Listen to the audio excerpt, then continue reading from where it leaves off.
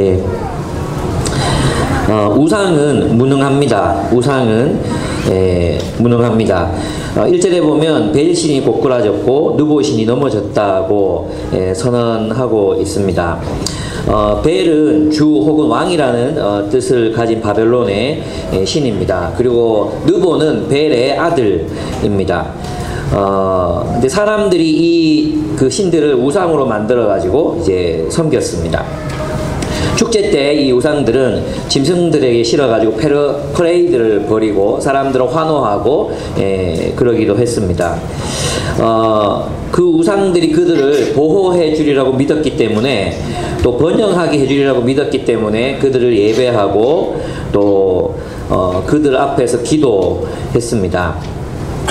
그런데 이제 페르시아라는 제국이 나타나서 그 우상들을 이제 다 부셔버리게 됐죠. 근데 이제 페르시아의 왕은 이 벨신을 섬기는 왕이었기 때문에 부시지는 않고 그것을 실어다가 이제 자신의 왕궁이나 이런 곳으로 아마 가지고 갔을 것입니다.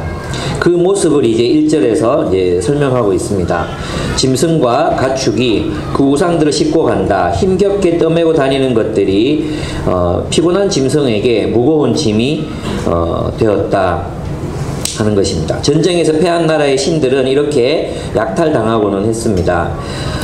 짐승들에게 실려서 안 그래도 힘든 짐승들 더 힘들게 만들었던 우상이었는데 이제는 패배하게 되니까 또 계속해서 이제 그 짐승들을 지치게 하는 그런 무거운 짐이 되어버렸습니다.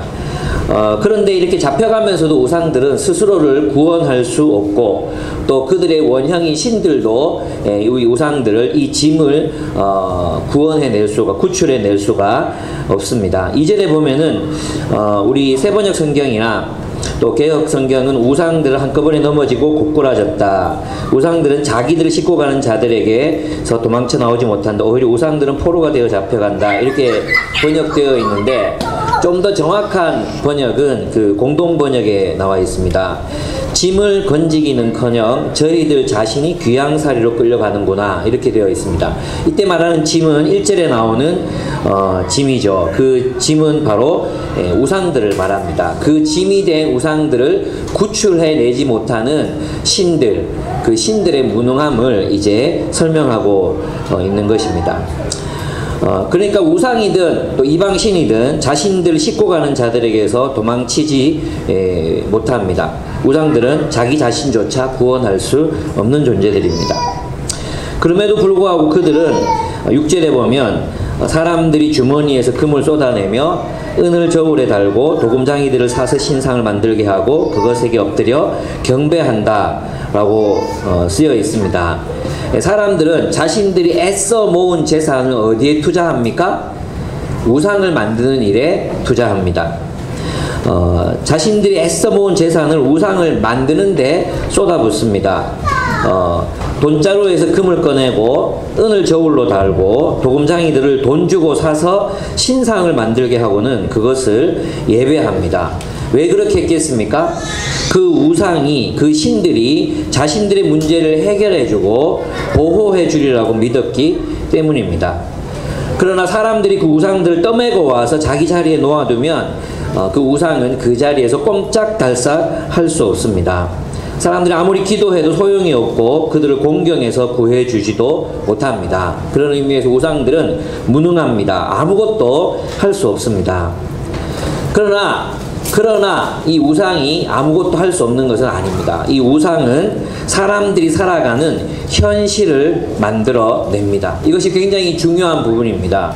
우상은 사람들이 살아가는 현실을 형성하는 힘을 가지고 있습니다. 이것은 물론 우상 자체가 가진 힘이 아닙니다. 사람들이 처음에 그 이야기들, 그 신화들을 만들어내는 것이죠. 그러나 결국은 나중에 이 우상은 자율성을 획득합니다. 사람들이 만들어준 그 이야기는 자율성을 가지고 확대되어 가고 확산하고 급기야는 현실을 지배하는 이야기가 되고 현실을 지배하는 힘을 획득하게 됩니다. 이것이 바로 우상의 힘입니다.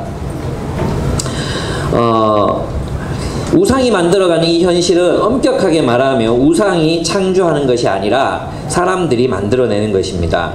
사람들은 그 우상들이 자신을 보호해주고 번영을 가져다 준다고 믿습니다. 이번에 김 씨가 글쎄 벨 신의 도움으로 큰 부자가 됐대. 이번에 박 씨가 느보 신에게 미움을 받아서 그만 병에 걸려서 급사하고 죽어버렸대. 그때 재물을 제대로 안 바쳤대나 뭐래나. 이런 이야기들이 하나하나 퍼져가고 번져가면서 사람들은 그것을 자신의 현실로 받아들이고 내면화합니다. 그럼 어떻게 되겠습니까? 그 자신의 현실로 받아들인 그 우상의 신화, 우상의 이야기, 우상들의 세계관으로 세상을 바라보기 시작한다는 것입니다.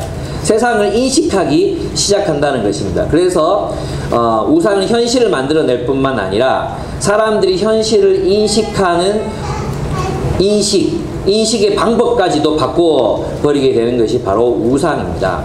그러면 문제는 뭐냐 하면 이 우상의 현실을, 우상이 지배하는 이 현실을 살아가면서도 사람들은 그 현실이 틀렸다는 것을 인식할 수 없다는 것이 문제라는 것입니다.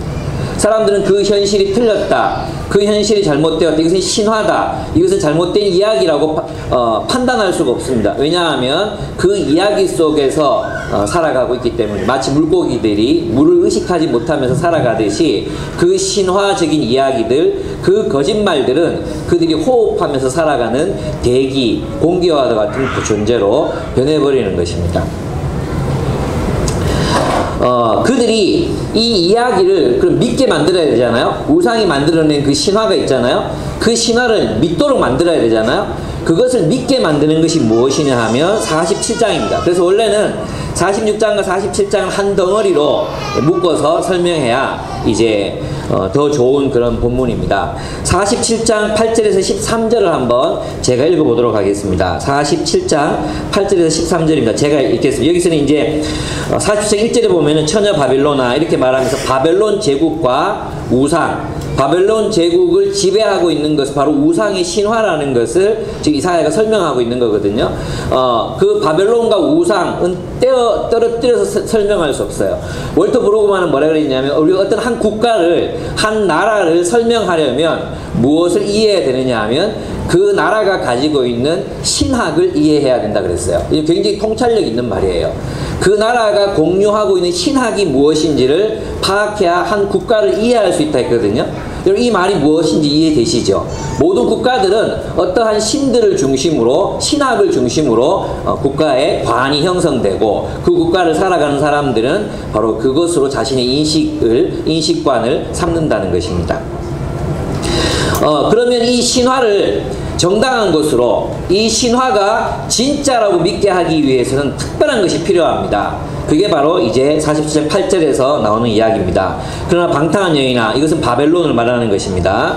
방탕한 여인아, 이제 너는 이 말을 들어보아라. 내가 평안히 앉아서 마음속으로 이르기를 나보다 더 높은 이가 없다. 나는 과부가 되지 않을 것이며 자식을 잃는 이도 없을 것이다 하였지만, 자식을 잃고 과부가 되는 이 두 가지 일이 한날에 갑자기 닥쳐올 것이다. 너의 주술이 아무리 능하고 너의 마술의 힘이 아무리 세다 하여도 이 일이 너에게 반드시 닥친다. 내가 악한 일에 자신만만하여 아무도 나를 감시하지 않는다 하였다. 너의 지혜와 너의 지식이 너를 잘못된 길로 들어서게 하였고, 너의 마음속으로 나보다 더 높은 이가 없다고 생각하게 하였다. 너의 지혜와 지식, 이게 뭐겠습니까? 느보시는 지혜와 지식의 신이었습니다. 그러면 이 지혜와 지식은 무엇에 관한 지혜와 지식이겠어요? 신화적 지식을 말하는 거죠. 느보신에게 지혜를 묻고 느보신에게 지식을 구하는 바로 그 지혜와 지식, 그것은 아무것도 아닌 것이 판명나게 될 것이다. 오늘날 우리들의 용어로 말하면 세상적인 지식, 세상이 말하는, 세상이 중요하다고 생각하는 그것들은 아무것도 아닌 것으로 판명되고 말 것이다 라는 것입니다. 그런데 그렇게 하는 것이 뭐냐 하면 11절, 불행이 너에게 닥쳐와도 너의 점술이 그것을 막지 못할 것이며 너에게 재난이 덮쳐도 내가 거기서 벗어나지 못할 것이다.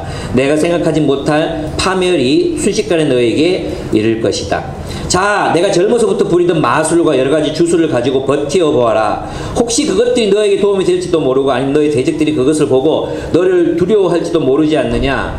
너는 오히려 너의 많은 좋은 자들 때문에 지쳤다. 이 조언자들이 누구냐면 자 하늘을 살피는 자들, 별을 보고서 점친다는 자들, 매달 초하루마다 너에게 닥쳐올 일을 알려준다는 자들, 그들 일으켜서 너를 구원하라고 하여라. 예, 바벨론은 구원받지 못할 것입니다. 예, 너무나도 많은 사람들이 점을 치고 마법을 행하고 마술을 하고 그런 방식으로 해서 그들이 가지고 있는 세계관, 그 신화적 세계관, 세상적 세계관, 탐욕이 중심이 되어서 형성된 그 세계관이 정당하다, 옳다, 바르다, 그렇게 살면 된다, 이것이 삶의 길이다, 그렇게 살아야만 된다 라고 말했던 그것들이 다 가짜라고 판명되게 될 것이라는 것입니다. 그러니까 여러분, 세상을 고대 세계에서는 그 신화, 그 우상의 지배를 정당화하는 그 신화를 신화에게 힘을 불어넣어주는 것이 무엇이었습니까? 마법, 주술, 마술, 점술, 그리고 이런 천문학, 이런 것들이었다는 것입니다. 그게 없었으면 그들은 그 신화를 믿지 않았을 것입니다. 여러분, 그 프란시스 하딩이라는 젊은 여성이 쓴 거짓말을 먹는 나무라는 책이 있습니다. 거짓말을 먹는 나무. 아마존에서 18주나 1위를 했대요. 18주. 예, 제 책은 4주 정도 50위 안에 들어봤거든요. 그래도 베스트셀러라고 적혀있어요. 한번 들어가 보세요. 예스24 깨어지서 희망의 복음을 치면 예, 베스트셀러 강력 추천 적혀있습니다. 강력 추천이 아무나 찍어주는 책이 아닙니다. 예. 근데 이 책 어마어마한 책이죠. 18주나 아마존에서 1위를 했다는 것은 정말 어마어마한 책입니다.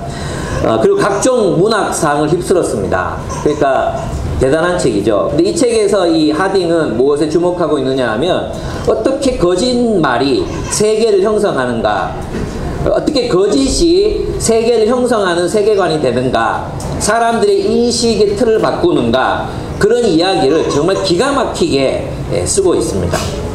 이 책의 주인공의 아버지는, 주인공 이름이 페이스예요. 페이스. 의미하는 바가 있겠죠. 페이스입니다. 믿음입니다. 아버지는 목사입니다. 동질감을 제가 느끼는 거죠. 목사이자 화석을 연구하는 학자입니다. 근데 그는 아주 이제 유명한 화석을 하나 발굴을 하게 됩니다. 그리고 그것이 진화의 증거라고 세상에 내어놓습니다. 그런데 이 화석은 나중에 알고 보니까 조작된 것이었습니다.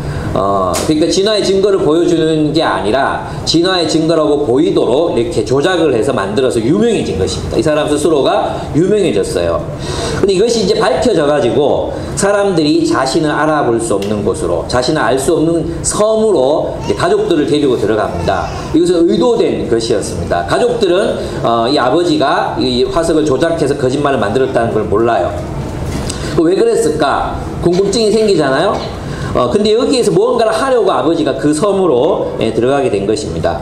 근데 그만 이 목사 아버지가 그곳에서 어떤 작업을 하다가 그만 죽어버립니다. 살해를 당합니다.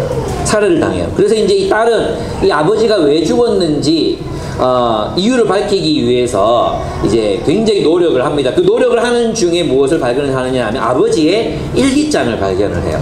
근데 그 일기장에 무엇이 있었냐 하면 자기가 누군가 이야기를 듣고 한 나무를 발견했는데 이 나무는 거짓말을 먹고 자라는 나무야.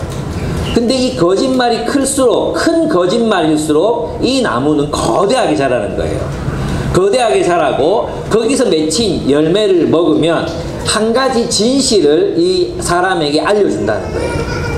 그래서 이 사람은 이 목사는 왜 그러면 그 화석이라는 어마어마한 거짓말로 온 세계를 속이는 일을 했을까요? 그는 인류가 어디에서부터 나왔는지 알고 싶었어요. 목사잖아요? 근데 누가 이 인류를 창조했고 어디서부터 왔는지가 궁금했어요. 그래서 그는 큰 거짓말을 하려고 마음을 먹습니다. 그리고 사람들을 속이고 그 나무를 키웁니다. 그리고 무슨 일이 일어난지 모르겠지만 이 목사는 그만 절벽에 있는 나무에 매달려서 죽습니다. 이 딸은 이것을 밝혀내기 위해서 이제 그것을 이제 찾다가 거짓말 나무가 있는 것을 알게 됩니다. 그리고 이 딸이 알고 싶은 건 뭐겠어요? 누가 아버지를 죽였는가? 알고 싶습니다. 그러려면 뭘 해야 됩니까? 그 거짓말 나무에게 거짓말을 해야 됩니다. 거짓말을 먹여야 합니다. 그래서 그 섬 사람들을 다 속이기 위해서 거짓말을 합니다. 어떤 거짓말을 하느냐 하면 아버지를 누가 살해했는데 그 유령이 나타나서 사고를 치고 있다. 그 사람들을 죽인다. 사람들을 죽이고 또 나타나서 보복을 하고 있다. 그 살해에 가담된 사람들을 죽이고 있다. 이런 거짓말을 퍼뜨립니다. 근데 희한하게도 사람들이 이 거짓말에 걸려들고 희한하게도 이 거짓말이 진짜인 것 같은 일들이 막 일어나기 시작하는 것입니다. 그래서 이 아버지가 죽고 나서 이 가족을 멸시하던 한 하녀가 있었는데 이 하녀가 교회에 갔다가 이 유령을 목격합니다. 이 유령을 목격하고 어떻게 되는지 아십니까? 나중에 미쳐버립니다. 그래서 사람들은 정말로 그 유령이 돌아다니는 줄 믿게 된다는 것이죠. 근데 이 진실을 아는 사람은 오직 누구만 있습니까? 딱 한 사람, 예, 딸, 페이스, 그녀만 그것을 알고 있습니다. 그녀는 유령이란 존재하지 않는다는 걸 알고 있는 것이죠. 여러분, 이 책이 이제 우리들에게 보여주는 건 뭐냐 하면 사람들에게 공유된 거짓말은 사람들의 인식이란 말이 무슨 말이냐면 사람들이 보는 방식을, 세상을 보는 방식을 변화시켜 놓는다는 뜻입니다. 거짓말에 기반해서 세상을 인식하고 바라보게 하면 그 인생은 거짓된 것이 되잖아요. 바로 그것이 신화입니다. 왜 우리가 우상 숭배를 피하라고 하나님께서 말씀하시느냐 하면 그것은 신화, 거짓말에 근거했기 때문이라는 것입니다. 그래서 우상은 거짓 현실을 창조합니다. 그리고 마법과 주술과 점술로 그것이 진짜라고 믿게 만듭니다. 그리고 사람들은 그 현실을 내면화해서 우상이 보라고 하는 방식대로, 우상이 살라고 하는 방식대로, 우상이 꿈꾸라고 하는 방식대로 꿈꾸며 살며 살아가게 되는 것입니다. 그런데 이제 놀라운 건 뭐냐 하면 이 우상이 지배하는 현실은 사람들을 고통에 빠지게 한다는 것입니다. 47장 6절을 한번 보겠습니다. 47장 6절. 다음 주 47장 합니다. 예, 끊기지 않습니다. 47장 6절을 보면 오늘 예습하는 겁니다. 이렇게 되어 있습니다.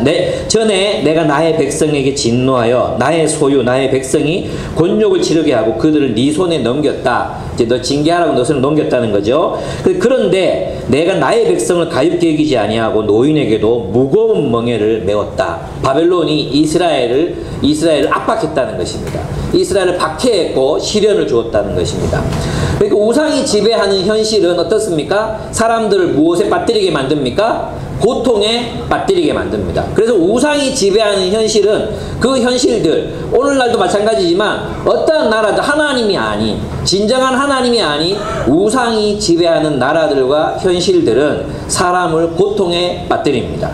힌두교, 불교 할 것 없이 우상에 빠진 나라들은 사람들을 불행하게 만듭니다. 특별히 누구를 불행하게 만들겠습니까? 지금 여기 바벨론의 노예들로 가 있는 이스라엘처럼 그렇게 약하고 소외되어 있고, 또 이스라엘은 지금 바벨론에서 뭐죠? 난민들입니다. 난민들. 그 난민이 되어 있는 그들이 그 우상이 지배하는 세상에서는, 그 현실에서는 고통을 받게 되는 것입니다. 이제 제주도에 예멘 난민들이 많이 와 있습니다. 하현용 목사님이라는 분이 이제 그분들 한 가정을 모시고 이제 살았던 이야기를 페이스북에 싣고 하셨습니다. 그래서 그분에게 우리가 좀 돈을 모아가지고 그분 가정에 헌금을 좀 해드려야 되겠다 했는데 그 가족이 지난주에 서울로 갔습니다. 다행인지 잘 모르겠는데 예, 지금 제 마음속에는 그분들을 어떻게 좀 도울까 이런 마음이 제 마음속에 좀 있습니다. 그래서 함께 한번 모금도 한번 고민해보고 뭐 바자회도 한번 고민해보고 그렇게 할 생각입니다. 어쨌든 이것은 그렇습니다. 이스라엘도 난민이었고 또 우리도 한때 난민이었던 때가 있었습니다. 나라 잃고 중국 가고 러시아 가고 그렇게 살지 않았습니까? 예. 근데 우리가 난민들을 이렇게 천시하고 박대한다는 것은 그래서 나그네를 대접하라 그랬잖아요. 그 나그네가 하나님의 백성이든 아니든 우리 나그네를 대접할 의무가 그리스도인들에게는 있습니다. 어쨌든 그렇습니다. 그래서 이 바벨론은 이스라엘을 고통에 빠지게 합니다. 우상의 제국 바벨론, 우상과 떼어서는 생각할 수 없는 이 바벨론 제국은 이스라엘을 고통에 빠지게 합니다. 우상이 지배하는 현실은 사람들을 고통에 빠뜨립니다. 그래서 이스라엘은 바벨론의 우상이 지배하는 현실 속에서 고통을 받고 있습니다. 그럼 여러분, 우리는 이런 질문이 생길 것 같습니다. 그럼 오늘날 우리를 지배하는 우상은 무엇입니까? 우리는 무엇으로부터 자유해야 합니까? 이런 어떤 질문들을 여러분들이 하실 수 있을 것 같아요. 여러분, 우상은 현실을 만들고 사람들은 그 현실을 살아가고 그 현실을 우상이 보는 인식, 우상의 인식으로 세상을 느끼고 감각하고 또 바라보고 살아간다고 했잖아요. 그렇다면 오늘날은 어떨까요? 여러분, 오늘날은 모든 사람들이 다 동의하는 것이지만 우리는 맘몬이라는 신을 섬기고 있습니다. 맘몬은 무슨 뜻이냐 하면 돈입니다. 돈이라는 뜻입니다. 근데 돈을 인격화시켜서 부를 때는 맘몬이라는 말을 씁니다. 맘몬은 맘모스가 아닙니다. 맘모스가 아니라 이것은 돈을 우상으로 만들어 섬기는 것을 맘몬이라고 합니다. 그러면 이 맘몬이라는 우상은 어떻게 오늘날 우리들의 현실을 왜곡시키고 있을까요? 또 어떤 거짓말로 사람들을 장악하고 그 사람들을 지배하고 있겠습니까? 여러분, 저는 이 책을 여러분이 꼭 읽으셨으면 좋겠어요. 이분은 크리스찬 아니에요. 불가지론자예요. 근데 좀 있으면 예수 믿을 것 같은 느낌을 주시는 분이 계세요. 엄기호씨입니다. IBF에서도 많이 초청해가지고 이제 얘기를 듣고는 했었습니다. 우리가 생각하는 방향과도 굉장히 일치하는 지점이 많습니다. 엄기호씨가 쓴 단속사회, 2014년에 나온 책입니다. 이 단속사회는 오늘날 우리 사회를 단속이라는 말로 설명합니다. 단속은 뭐냐 하면 끊임없이 접속하고 끊임없이 차단한다는 뜻입니다. 끊고 속한다, 연결한다 이런 뜻입니다. 끊어내고 속하고, 끊어내고 속하고. 그래서 있잖아요, 우리 아이들이 주로 많이 쓰는 용어들이 뭔지 아십니까? 교회 끊었어요, 학원 끊었어요, 친구 끊었어요, 간식 끊었어요. 끊는 게 그렇게 많아요. 근데 놀라운 건 뭐냐 하면 현대인들은 무엇과 단절하느냐 하면 친밀한 관계와 단절하고 친밀하지 않은 관계 속에 속해요. 그래서 있잖아요, 정말 친밀해야 될 가정, 친구, 직장 동료, 이런 동료들에게는 자기 감정을 절대로 보여주지 않습니다. 그리고 그 감정을 끊임없이 어디에 쏟아내고 있습니까? SNS에, 인스타그램, 페이스북 이런 데도 쏟아냅니다. 자기 친한 친구들하고 만났을 때는 요즘 목회가 어렵다, 너무 힘들어, 이런 얘기 하지 않습니다. 페이스북에는 막 장문의 글, 오늘 한 목사를 만났는데 싸가지가 없더라고 막 이러면서 막 이런 식의 꼰대 목사들 다 없어, 이런 식의 얘기들이 페이스북을 도배질합니다. 예, 저도 한 번씩 씁니다. 예, 쓰려고 하다가 저는 이 사실을 또 알기 때문에 잘 안 씁니다. 어쨌든 교인들에게 섭섭했던 얘기들이 막 이제 페이스북에 교인들하고 나누지 못해요. 그 얘기를 교인들하고 나누지 못하면서 페이스북에는 막 올립니다. 인스타그램에 우리 아기 예쁘죠? 막 자랑하는 사람들이 실제로 공동체에서 우리 아기 예쁘죠? 입도 뻥끗하지 못합니다. 맺어야 될 관계, 친밀해야 될 관계에서는 단절되고, 오히려 멀리 해도 좋을 관계에서는 그것에 속하기 위해서 끊임없이 휴대폰을 만지작거리고 있는 것이 우리의 현실이라는 것입니다. 지금도 네이버를 서치하고 계신 분들 계시죠? 내 눈을 바라봐. 딴 데 보지 말고.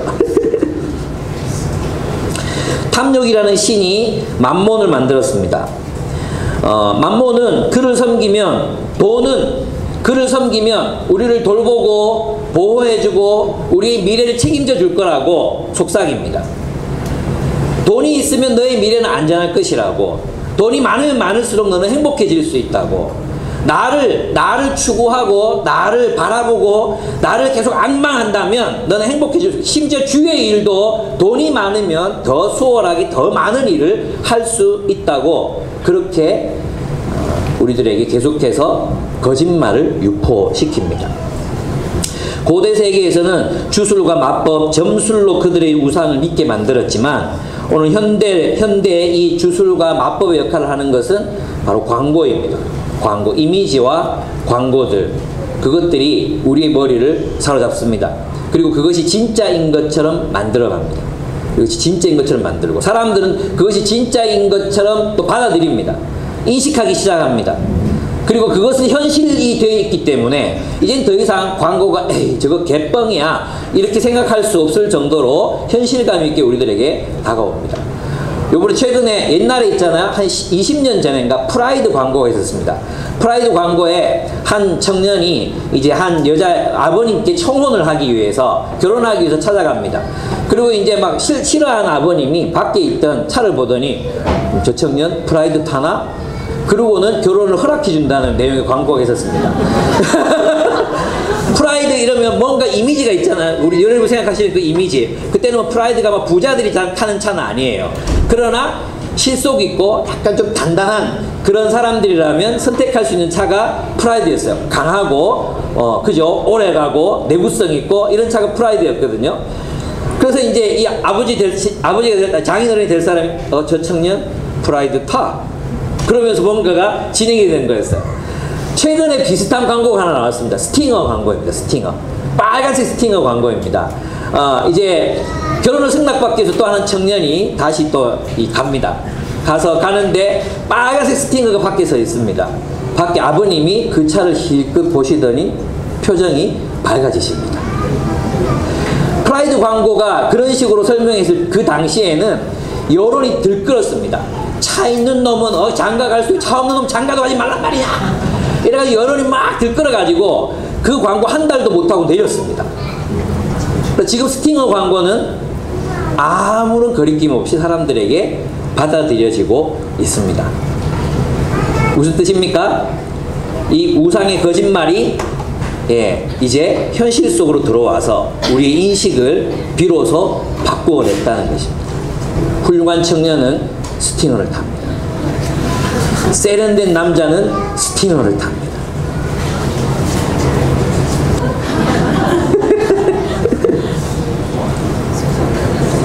그렇습니다. 광고와 이미지, 근대화, 신자유주의, 소비주의 이런 것들은 오늘날을 지배하는 영입니다. 우리 이런 새로운 우상들이 지배하는 세상에서 우리가 어떻게 형성되어 있을까요? 그리고 이런 만몬이 지배하는 세상 속에서 파괴되는 것은 무엇이겠습니까? 엄기호는 정말 정확하게 진단하는데요. 그건 관계라는 것입니다. 관계. 공동체라는 것입니다. 관계가 파괴된다는 거예요. 어떤 형태로 파괴되느냐? 그 단속의 4가지 의미를 이제 그 책에서 설명해요. 제가 그걸 이렇게 설명드리는 이유는 뭐냐면 이러한 그 만몬이 지배하는 세상이 형성한 그런 모습이 우리들 가운데 굉장히 깊이 있게 뿌리 내리고 있다는 거예요. 뿌리 박혀 있다는 거예요. 이걸 누군가가 말해주지 않으면 몰라요. 내가 이 자본주의 세계에서 소비주의에 쩔어서 살고 있다는 것을, 그리고 그 소비주의 신화에 젖어 살고 있다는 걸 몰라요. 그래서 이제 이런 책을 읽고 같이 나누는 것이 굉장히 중요해요. 첫 번째는 뭐냐 하면 타자와의 만남이 단절되었다는 것입니다. 왜냐하면 근대가 발견한 것은 공동체가 아니라 개인의 발견이었거든요. 근데 이 개인에게 자유를 준 것은 경제적인 자유를 주고 자유롭게 정치 활동을 하고 자유롭게 할 수 있는 남자밖에 없었거든요. 그죠? 그래서 이제 이것을 고체 근대라 그래요. 남자만이 누렸던 근대를 고체 근대. 근데 이제 점점 시간이 지나가면서 어떻게 됐어요? 여성들도 일하기 시작했어요. 그죠? 그리고 아이들도 자기 독립성을 주장하기 시작했어요. 가족이라는 공동체조차도 이제는 공동체로 여겨지는 것이 아니라 개인들이 모여있는 집합체로 여겨지기 시작했어요.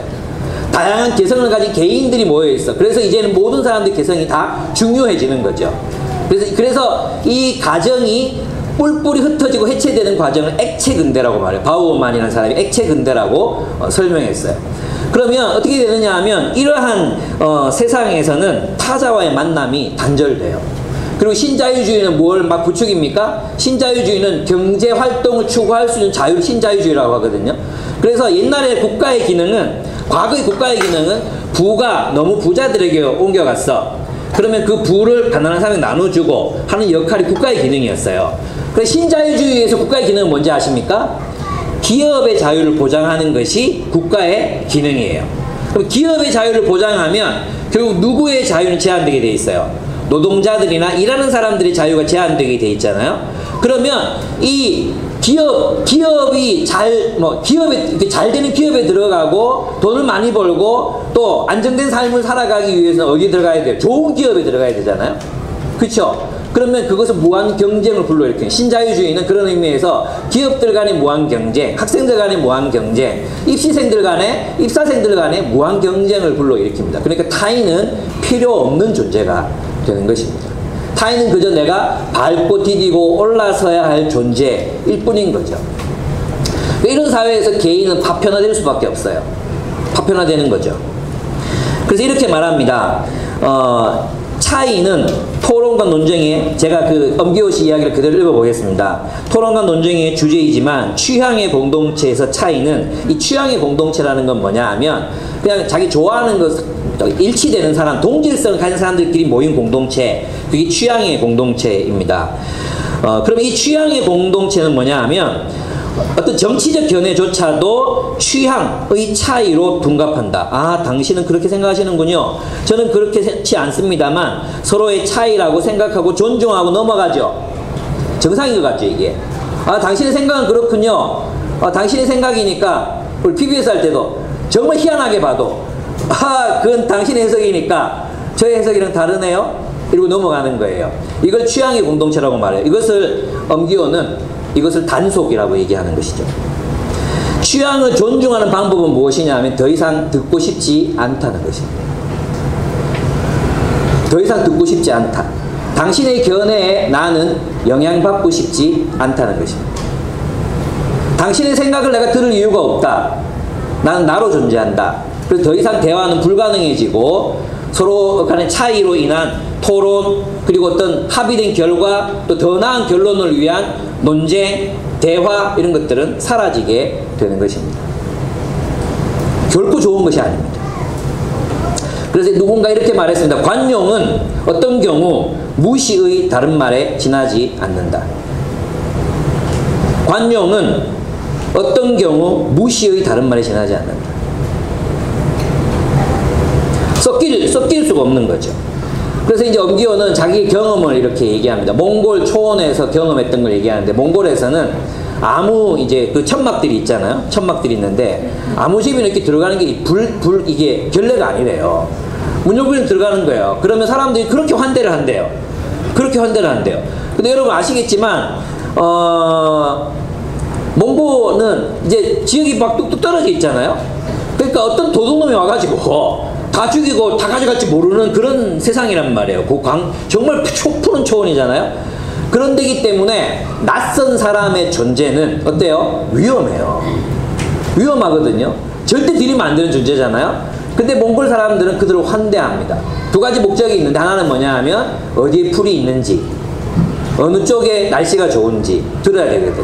또 세상은 어떻게 돌아가고 있는지, 울란바토르 어떤 상황인지 들어야 되거든. 그래서 사람들 환대하는 거예요. 두 번째는 뭐냐 하면 적으로 만들면 오히려 위험해질 수 있기 때문에 그들을 환대함으로 친구로 만드는 거예요. 그 두 가지 목적. 그래서 그 환대라는 것은 어떤 의미에서 환대냐 하면 그냥 잘 대접하고 젠틀하게 대접하고 그냥 잘 돌아가시게 하는 게 환대가 아니라는 거예요. 환대란 진정한 의미에서 환대는 어떤 것이냐 하면 서로가 서로에게 배우고 서로가 서로에게 의존하고 서로가 서로에게 영향을 주고받는 관계가 되는 것, 그것이 바로 환대라는 것입니다. 근데 현대사회에서는 이 환대를 못해요. 왜냐하면 개인이 승리해야 되거든요. 개인이 승리해야 되거든요. 그래서 있잖아요, 팀으로 뭘 만들어 공동 책임지는 거. 여러분 회사 있잖아요. 아마 준필 형제가 처절하게 느끼시 싶은데, 회사에 가면은 어떤 기기가 어떤 팀에 하나의 기계가 나오잖아요. 그러면은 이게 문제가 있다. 그럼 전부 남에게 떠넘겨요. 이거 누구 책임이다. 누구 책임이다. 공통 함께 모여서 그럼 문제가 뭐냐? 어디서 잘못됐냐? 서로 찾아보자. 남 얘기하지 말고 같이 찾아보자. 이런 분위기가 절대로 안 돼요. 네버 안 돼요. 이거 네가 잘못했잖아. 네 책임이야. 네 책임. 이렇게 모든 이 공동의 책임이 개인의 책무로 다 돌아가게 하는 거죠. 이게 뭐냐면 바로 근대와 신자유주의가 결합한 모습이라는 것입니다. 그래서 있잖아요, 이 개인화된 세상에서는 뭐가 중요하냐? 환대가 중요해지는 게 아니라 뭐가 중요해지는지 아십니까? 예의 바름이 중요해진다. 예의 바름. 예의 바름이 무엇입니까? 여기까지. 서로 더 깊은 데까지 터치하지 않는 겁니다. 서로 의견이 다르면 거기서 끝내는 겁니다. 왜? 싫으니까. 더 꼬이기 싫으니까. 너랑 연결되기 싫으니까. 안 그래도 사람들 많은데, 안 그래도 다 그런 파편화된 관계들, 피상적인 관계들 때문에 지쳤는데, 너 하나까지 또 내 관계망 속에 들여놓고 싶지 않다는 거예요. 그리고 우리 철저하게 고립되고 철저하게 혼자가 되는 것이죠. 예의 바름. 너무나 설득력 있지 않습니까? 환대가 아닌 예의 바름을 선택한 현대인의 결론은 외로움이에요. 결국 모든 존재가 다 외로울 수밖에 없는 것이 현대라는 것입니다. 두 번째 단속은 뭐냐 하면 공적인 것과의 단속이에요. 공적인 것은 뭐냐 하면 이런 뜻입니다. 옛날에는 개인의 문제가 있어요. 내가 뭐 마누라하고 싸웠어요. 힘들어요. 그러면은 이 이야기를 함께 이제 목사님들 모임이나 아니면 뭐 이렇게 그죠? 소그룹에서 우리는 하잖아요. 우리는 뭐 싸웠어요. 쉽게 얘기하잖아요. 힘들었어요. 좀 잔인한 관계 문제가 있어요. 얘기하잖아요. 이게 공공의 장소에 자기 개인의 문제를 가지고 와서 함께 나누는 게 공공성이라고 말하는 거거든요. 근데 이 공공성이 이제는 포기되어지는 거예요. 모든 개인의 문제는 오롯이 누가 감당해야 돼요? 개인이 감당해야 돼요. 개인. 그래서 더 이상 이제 소그룹이든 무엇이든 자기 문제를 나누지 않습니다. 그리고 거기서 감정을 드러내는 것은 굉장히 불쾌한 경험이 되는 것입니다. 그는 이렇게 말합니다. 공적인 거의 단속을 얘기한 타자와의 만남은 나의 의견을 드러내는 것을 말한다. 의견을 갖는다는 것 자체가 공적인 존재로 자신을 드러내는 것이다. 그러나 동질성의 공동체에서 중요한 것은 의견이 아니라 친밀성이다. 친밀성이다. 친밀하면 다 허락된다. 다 괜찮다는 거예요. 그러니까 거기에서는 다른 생각, 다른 존재로서의 자신을 드러내지 못한다는 것입니다. 우리 친하니까, 친구니까. 그래서 무엇이 확장됩니까? 이 사람들은 낯선 사람, 낯선 생각, 또 현대인들은 낯선 사람, 낯선 생각, 낯선 존재와의 만남을 거부합니다. 그리고 자기와 비슷한 것들의 그 관계를 계속해서 넓혀가는 거죠. 이런 페이스북 친구를 보면 알 수 있어요. 저도 그래요. 저도 페이스북 친구들은 전부 민주당이에요. 제 페이스북 친구들은 전부 좌파예요. 제 페이스북 친구들 중에 만약에 우파가 들어왔다가 제 담벼락을 보고는 금방 친구 끊고 나가요. 예, 한 1000명 나간 것 같아요. 많이 나갔어요. 그렇게 우리는 자아가 계속 확장되는 경험, 자아가 우리가 막 성장하고 개인적으로 성숙하는 게 아니라 그냥 내 존재, 자아 숭배적 그 존재가 계속해서 그냥 이렇게 비만해지는 그런 경험을 하게 된다는 것입니다. 그래서 이렇게 말합니다. 다름과 차이를 차단하게 되면서 서로의 경험을 강조하며 나누는 배움과 성장은 불가능해진다. 사회, 곁을 만드는 언어는 소멸해버리고 편만 강요하는 사회, 책임은 오롯이 개인이 감당해야 하는 사회, 타인의 고통을 외면하는 사회, 이 세계를 과연 사회라고 부를 수 있을까? 우리 교회가 다른 말로 해보면 이러한 세계를 공동체라고 부를 수 있을까? 참조그룹의 조언과 충고란 이처럼 자신이 빠진 번민이 쓸데없고 있었다는 것을 깨닫게 해주고 현명함으로 이끄는 이야기를 말한다. 이를 위해 필요한 것은 나와는 다른 경험이 많은 사람들의 관계망이다. 이게 뭡니까? 공동체죠. 공동체. 공동체 안에서 이것을 경험해보고 저것을 경험해본 사람들의 이야기를 들음으로 우리의 문제를 해결해 갈 수 있거든요. 똑같은 경험, 신앙인으로서 나는 세상에 이렇게 살아가는데 힘들고 고달프다. 당신 어떻게 해결했느냐. 이런 그 참조점이 있어야 우리는 성숙하고 자라날 수가 있거든요. 근데 우리는 이런 근대화된 세계에서는 이런 나눔이 전혀 없는 거죠. 우리 교회는 그래도 소그룹들에서 이런 얘기들이 나누어지지만 대부분의 교회들은 이 문제는 개인이 해결해야 될 문제가 돼요. 그러니까 세상 속에서 그리스도인이 없는 거예요. 왜 없냐? 혼자 해결해야 되니까 어떻게 해결합니까? 참조점이 없어. 교회 장로님한테 물어볼 수도 없고 소그룹 리더한테 물어볼 수도 없어. 개인이 해결해야 돼. 부부관계 문제가 생겨도 그것을 목사님이나 소그룹 구성원들하고 함께 나누고 의논할 수가 없어. 소문나니까. 혼자 해결해야 돼. 그 돈을 주고 상담사를 사서 해결하는 거죠. 결국 이런 우정의 결핍은 우리를 공허하게 만듭니다. 그 세 번째 경향은 이러한 사람들, 이러한 만몬이 지배하는, 우리 시대의 만몬이 지배하는 세상의 세 번째 결과는 의견을 드러내지 않거나 최소화하게 된다는 것입니다. 자기 의견을 드러내지 않습니다. 왜냐하면 공적으로 자신을 드러내면 타자로 분류되거든요. 이런 세상에서는 자기 자신을 있는 그대로 드러내면 넌 타자야. 타자는 절삭되어야 될 잉여예요. 절삭이, 미안, 천선들 예배 드리는데 내가 자꾸 까먹는다, 너희의 존재를. 미안하다. 그런 잘려나가고 깎여나가고 사라져야 될 존재, 그런 존재로 여기게 된다는 것입니다. 그래서 아무도 자기 입장을 말하지 않습니다. 자기 입장을 말한다는 것은 나는 다르다, 그리고 공격받을 수 있는 입장에 처하기 때문입니다. 그리고 마지막으로 단속의 의미에서는 서사에 참여하지 못한다, 이렇게 되어 있어요. 우리 지난번에 의미를 구성하는 네 가지 요소가 있다 그랬잖아요. 첫째는 소속이고, 두 번째는 목적이고, 세 번째는 스토리텔링이라고 그랬잖아요. 스토리. 그런데 이제 그러한 서사, 공동체가, 아까 우리 1호 형제가 나오셔서 우리 공동체가 이제 함께 하고 있는 가운데 어떤 결단을 내렸고 어떤 의미 있는 결정을 했고 하는 얘기를 해주셨잖아요. 그런 이야기가 이 공동체 이야기 속에서 하나의 이야기로 의미가 생기는 거잖아요. 아, 내가 그리고 또 이렇게 했구나. 또 아까 얘기 들으면서, 아, 맞아, 우리도 그때 의성에 진짜 바쁘고 힘들었지만 가서 예배드리고 같이 밥도 먹고 그렇게 했었지, 막 기억나고, 그죠? 그리고 이 두 사람의 존재가 우리들의 삶에 의미 있게 다가오고, 그렇잖아요. 그런 이야기들이 우리들에게 있잖아요. 그 현대인들에게는 이 이야기가 없는 거예요, 이제. 왜냐하면 의미 있게 소속된 공동체가 없어요. 그리고 개인의 삶을 연속성 있게 계속해서 성장하고 자라가게 해줄 게 없다는 거죠. 제가 지금 말씀드리는 거 엄기호 씨를 빙자해서 여러분에게 말씀드리고 싶은 게 뭐냐 하면, 우리 안에 이러한 모습이 많다는 것입니다. 근데 개인이라는 우상, 개인주의라는 우상, 그리고 신자유주의, 탐욕이라는 우상, 소비주의, 오직 돈으로 우리가 행복해질 수 있다는 이 우상, 이 우상이 현실을 구성하고 형성하고 만들어낸 결과가 뭐냐? 파편화된 인간이다. 관계가 없는 인간, 부서지고 깨진 인간, 그리고 그 부서지고 깨진 인간들이 서로 하나가 되지 못한 채, 서로 마음을 나누지 못한 채, 서로 고통과 아픔을 공유하지 못한 채 그저 집합으로 존재하는 그런 공동체, 아니 집합체가를 이루고 있는 것이 현대사회다. 그럼 교회가 그러면 되겠냐 이거예요. 교회가 그러면 되겠냐. 교회는 그러면 안 된다는 거예요. 교회는. 왜 그렇습니까? 우상이 만들어낸 현실로부터 탈출하는 것이 하나님의 목표이기 때문이에요.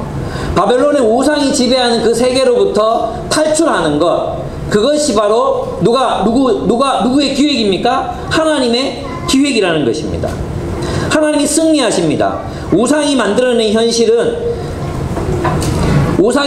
현실로부터, 그 신화로부터, 그 이야기들로부터 하나님 우리를 구원하셔서 어디로 데리고 가려고 하십니까?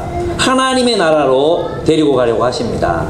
그리고 하나님의 나라는 무엇입니까? 우리는 하나님의 나라를 하나님의 통치라고 말합니다. 그럼 하나님의 통치는 무엇입니까? 하나님의 통치는 사랑의 관계로의 회복입니다.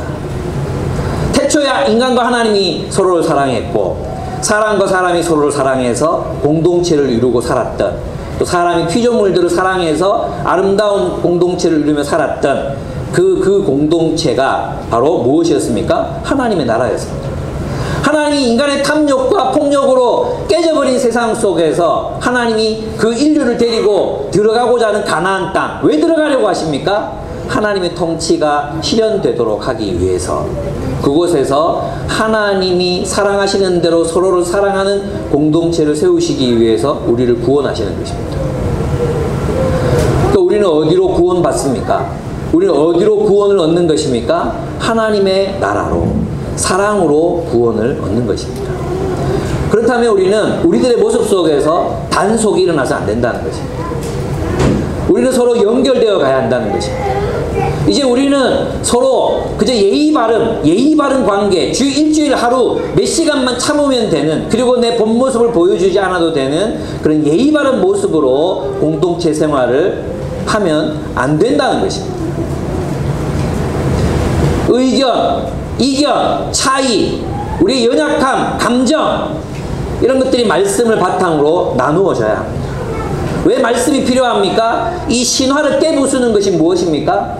하나님의 말씀 외에 어떻게 우리가 살고 있는 이 세상의 신화를 우리가 분별하고 쫓아내고 그것을 깨뜨릴 수 있겠습니까? 하나님의 말씀이 없이는 우리는 세상의 일부가 돼서 그냥 세상 사람처럼 살아갈 수밖에 없습니다. 세상 사람들하고 똑같이 살면서도 그저 주일날 교회 와서 예배드리고 있으면 내가 그리스도인 줄 착각하는 거예요. 여러분, 우리 인식이 바뀌지 않으면, 세상을 인식하는 눈, 세상을 인식하는 눈이 바뀌지 않으면 우리는 그리스도인으로 회심하지 못한 것입니다. 무엇이 바뀌어야 됩니까? 세상을 바라보는 눈이 바뀌어야 합니다. 누구의 눈으로요? 하나님의 눈으로. 여러분, 이 우상이 지금 못하게 하는 게 뭡니까? 이 우상이 지금 이스라엘 백성들에게 못하게 하는 게 뭐예요? 하나님의 승리를 못 믿고 하나님이 너희를 보호할 수 있다는 걸 못 믿어요. 우상에게 복종해야 될 것 같아요. 여러분 있잖아요. 여러분 우상 숭배하지 마라 그러면 여러분들 중에 아무도 우상 숭배하는 사람 없어요. 갓바위 가서 절하는 사람 손 들어보세요. 갓바위 가서 난 절한다. 뭐 어떠냐? 예? 갓바위 가서 절하고 빈다. 나는 빈다. 뭐 이런 사람 있습니까? 없어요. 우리 중에 그런 우상 숭배, 그런 파렴치한 우상 숭배하는 사람 아무도 없어요. 없잖아요. 이스라엘 백성들도 마찬가지였습니다. 그래서 김근주 교수는 이렇게 이야기합니다. 이스라엘 백성들의 이 우상에 대한 이야기가 뭐냐? 바벨론의 우상 숭배는 다른 신에 대한 숭배라고만 볼 수는 없다. 그것은 하나의 세계관이다. 제 말로 하면 인식이다. 바벨론과 같은 강력한 국가 안에 가득한 우상 숭배를 보면서 포로로 끌려온 이스라엘은 자신들의 신과 그에 대한 신앙의 초라함을 발견할 것이다. 이사야 40에서 55장에서 줄기차게 우상을 공격하는 이유는 이스라엘이 그 우상에 미혹되어서가 아니다. 하나님이 주신 약속을 붙잡지 않고 체념한 채 바벨론에 눌러앉아 버리는 것을 강력하게 경고하며 여호와만이 유일하신 하나님이심을 밝힌다. 이사야서의 우상 숭배의 비판은 바벨론에서의 삶을 당연한 것으로 받아들이지 말고 다가올 미래에 대한 기대를 접지 말며 하나님이 이루어 주실 영광스러운 미래와 그 안에서 이스라엘의 모습을 꿈꾸고 기대하라고 촉구한다. 무엇입니까? 우상이 하는 일이 무엇입니까? 그리스도인들로 하여금 하나님의 나라를 꿈꾸지 못하게 한다는 것입니다. 우상이 하는 역할은 우상이 무엇을 사로잡아? 우리의 인식, 우리의 비전, 그 바벨론의 현실 속에서 우리의 꿈을 사로잡아서 바벨론에서 꾸라고 하는 꿈만 꾸고 있지, 세상이 꾸라고 꾸는 꿈만 꾸고 있지 하나님의 나라를 꿈꾸지 못하게 한다는 것입니다. 왜? 주눅들어서. 세상에서 뭐가 되고 뭘 이루고 뭐 의사가 되고 돈을 많이 벌고 뭐 출세하고 이런 건 있어 보이거든. 누구 시각에서? 우상의 시각에서. 근데 하나님 나라를 이룬다는 것은 너무 초라한 꿈이야. 우리가 서로 사랑하는 삶을 살자, 이 땅의 가난한 자들을 돌보자, 섬기자, 이건 너무 초라해 보여. 복음 전하자, 이건 너무 작아 보여. 세상을 디비자, 뭐 국회 뭐가 돼서 뭐 어떻게 살아가자, 이런 건 되게 있어 보여.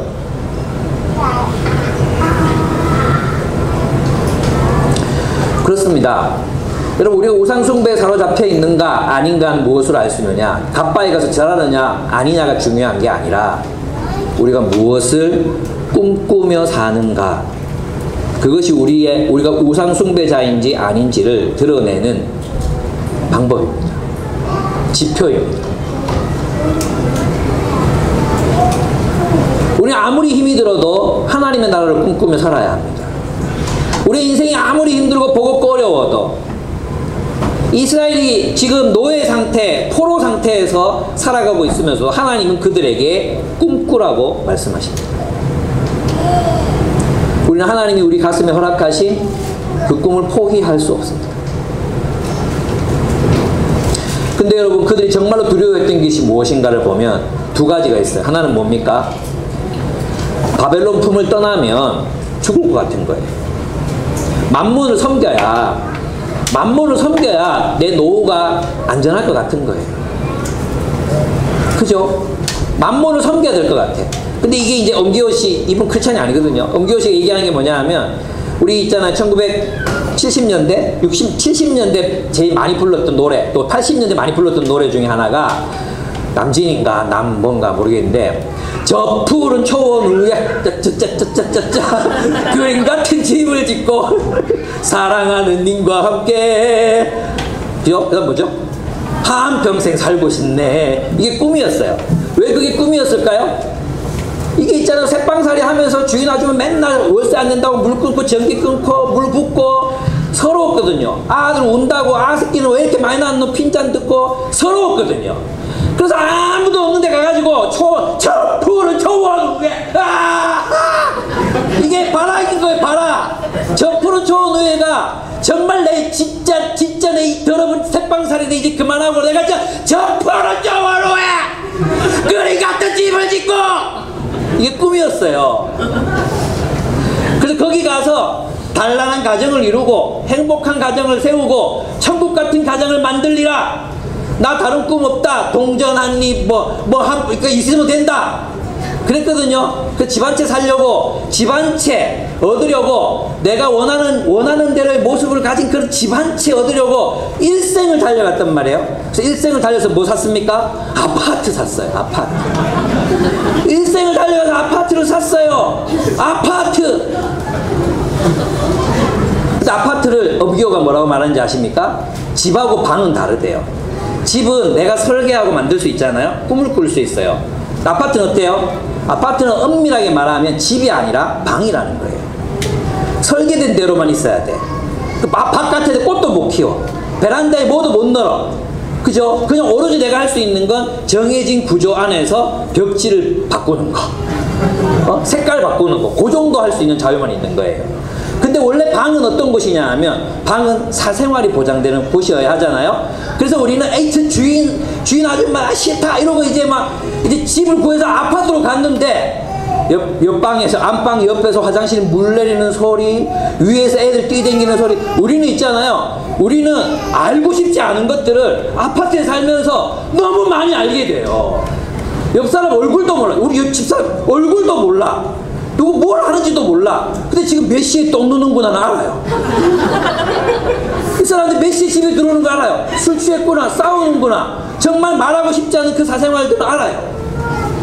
얼마나 웃기는 세상에서 살고 있습니까? 그래서 엄교는 뭐라고 말하냐면 우리는 판잣집에서 탈출해서 다시 다윗 동네 판잣집으로 들어간다는 거예요. 우리가 갖게 된 것은 사생활이 아니라 소유의식이다. 아파트를 내 것을 소유했던 소유의식만 남았다. 이걸 깡통이라고 하는 거죠. 우상이 지배하는 현실은 우리를 결코 행복하게 만들어주지 못합니다, 여러분. 오직 하나님만이 우리를 날 때부터 안으시고 자랄 때까지 안으시고 우리가 백발이 될 때까지도 안아주실 수 있는 분이 하나님이십니다. 만몬이 아닙니다. 여러분, 사울은 다윗 때문에 두려워했습니다. 다윗을 죽이고 싶었습니다. 다윗만 사라지면 다윗이 너무 무서웠습니다. 다윗만 사라지면 자기 인생 편할 거라고 생각했습니다. 그런데 놀랍게도 사울은 다윗 때문에 죽지 않습니다. 사울을 죽인 것은 바벨론도 아니었습니다. 사울은 자기 칼에 엎드러져 자살합니다. 사울을 죽인 것은 사울 자신이었습니다. 여러분, 우리가 두려워하는 것 때문에 결코 죽지 않습니다. 돈이 없어서 죽지 않습니다. 가난해서 죽지 않습니다. 결혼을 못해서 죽지 않습니다. 아이를 못 가져서 죽지 않습니다. 우리 자신이 우리를 죽입니다. 여러분, 다윗을 보십시오. 다윗은 어떻게 살았습니까? 그 죽을 것 같은 광야에서 하나님의 뜻을 구했습니다. 그 일라 거미를 치러 갈 때도 하나님 가야 되겠습니까? 제 왕도 아니에요. 가면은 사울에게 발각돼요. 죽을 수도 있어요. 그래도 가야 되겠습니까? 하나님이 가라고 하셔서 가는 거예요. 다윗은 사울을 죽이지 않습니다. 하나님이 주신 것만 같은 그 기회에서 죽이지 않습니다. 하나님의 뜻이라고 믿었기 때문입니다. 여러분, 우리가 하나님의 뜻을 구하면 살 것이요, 세상을 두려워하면 죽을 것입니다. 우상은 우리로 하여금 하나님의 나라를 꿈꿀 수 없게 만듭니다. 현실에 사로잡히게 합니다. 그러나 그 현실은 가공된 현실이요, 거짓말을 먹고 자라난 나무와 같은 현실입니다. 어떻게 하시겠습니까? 함께 기도하겠습니다.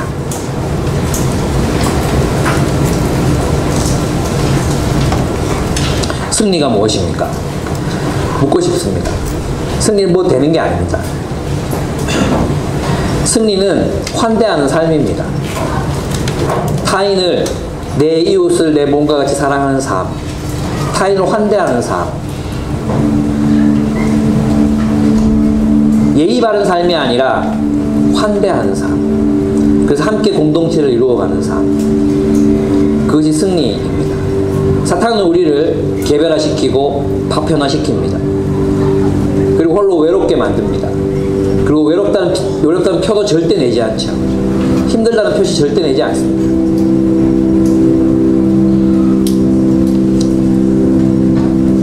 승리는 나 자신의 연약함을 드러내고 기도를 부탁하고 누군가 아파할 때 같이 아파해주고. 승리가 무엇입니까? 예, 이기는 것이 무엇입니까? 우리의 이기심을 이기고 우리의 탐욕을 이기고 세상의 가치를 이기고 하나님의 뜻대로 살아내는 것입니다. 지배당하지 않고 깨어 사는 삶을 의미합니다. 세속에 물들지 않고 자기를 지켜 경건하게 사는 것입니다. 참된 경건은 환난 중에 있는 고아와 과부를 돌아보는 것입니다. 하나님의 뜻을 이루는 삶, 하나님의 나라를 꿈꾸기를 포기하지 않는 삶, 그것이 승리입니다. 이 시간 함께 그러한 삶 살게 해달라고 기도하겠습니다. 기도하겠습니다.